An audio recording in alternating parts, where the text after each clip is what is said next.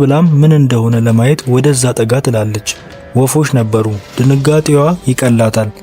የብራድንም ሬሳ ዘንባባ ከለበሰች በኋላ ዝናብ ዘንቦ ስለነበረ ራሷም ዘንባባ ለብሳ ሌሊቱን ታሳልፋለች። ሲነጋም አሳ ታገኛለች። እሱን አንስታ ዞር ስትል አነስ ያለ ሻርክ መሃሉ ተቦጭሮ ታያለች።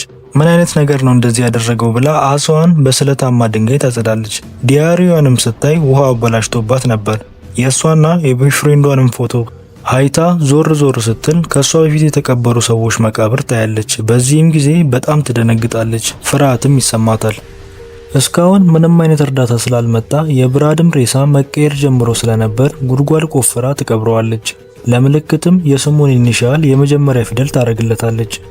እሷም የምትተኛበትን ቦታ የተሻለ ታደርገዋለች። እሳትም አንድዳ የተጠበሰ አሳ ትበላለች። በንጋታውም እንጨት ፍለጋ እየተራመደች እያለ ያልጠበቀችውን ነገር ታያለች። የብራድ ሬሳ ተወስዷል። እሷም በጣም ትደነግጣለች። በዚህ ደሴት ሌላ ነገር እንዳለ ትረዳለች። እሷም